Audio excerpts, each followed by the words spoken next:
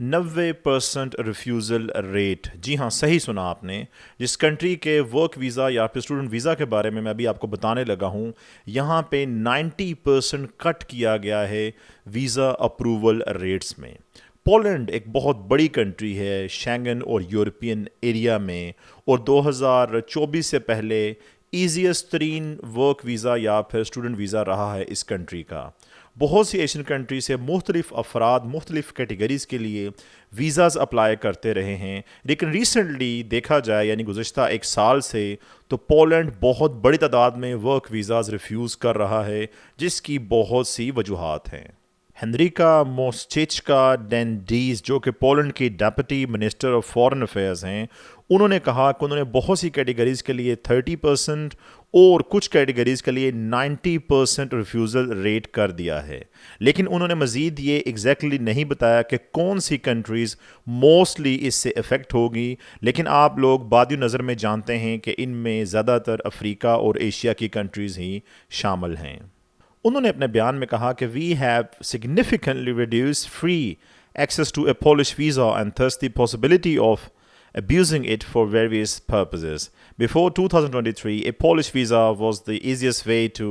legalize your stay in European Union. Poland کو بھی بہت سی دوسری یورپین کنٹریز کی طرح اسٹرگل کا سامنا ہے اپنی لیبر مارکیٹ میں فورن لیبر اور لوکل لیبر کو بیلنس کرنے کے لیے۔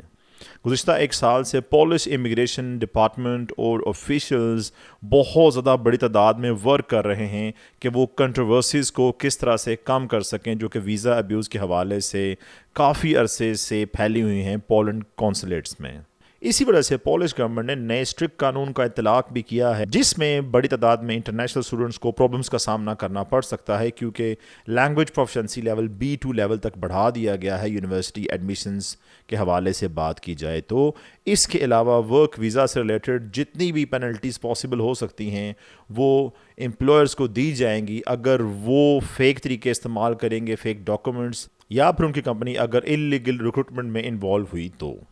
اس کے علاوہ پولینڈ کی سپریم آڈٹ آفس نے کنفرم بھی کیا ہے کہ ملٹیپل کونسولیٹس جو ہیں پوری دنیا میں پولینڈ کے،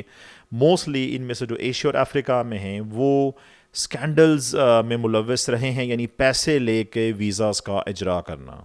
اس آڈیٹڈ فرم نے 46 irregularities پائی ہیں مختلف کونسولیٹس اور ایمبیسیز میں جو کہ پوری دنیا میں پھیلی ہوئی ہیں۔ اس میں ایک ایسا بڑا سکینڈل بھی شامل ہے جس میں انڈیا سے ایسے افراد نے بھی ویزا اپلائی کیا پولینڈ کا، جس میں لوگوں نے فلم میکرز ہونے کا دعویٰ کیا حالانکہ وہ فلم میکرز نہیں تھے، اور آپ لوگ سمجھ سکتے ہیں کہ ریزن یہی تھا کہ پولینڈ جایا جائے اور اس کے بعد وہاں سے کسی اور کنٹری موو ہو کے یورپین یونین میں سیٹل ہو جائیں۔ آپ لوگ دھیان رکھیں، بڑی تعداد میں شینگن زون میں بہت سی کنٹری اسٹرکٹ رویہ اپنا رہی ہیں، اس لیے اگر آپ کو کہتا ہے کہ ڈن بیس پہ پولینڈ کے ویزاز آپ کو لے دیں گے تو آپ لوگ سمجھ جائیں کہ آپ کے پیسے پھنس جائیں گے جو آپ نے ان کو دیے ہوں گے۔ ویسے بھی ہمیشہ لیگل راؤٹس استعمال کرنے چاہیے، چاہے آپ پولینڈ جائیں یا پھر اور کنٹری۔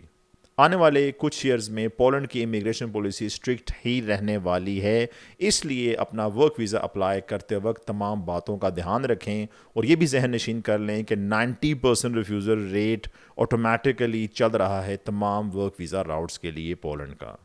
اپنا بہت سا خیال رکھیں، اگلے وقت تک کے لیے اللہ حافظ ناصر۔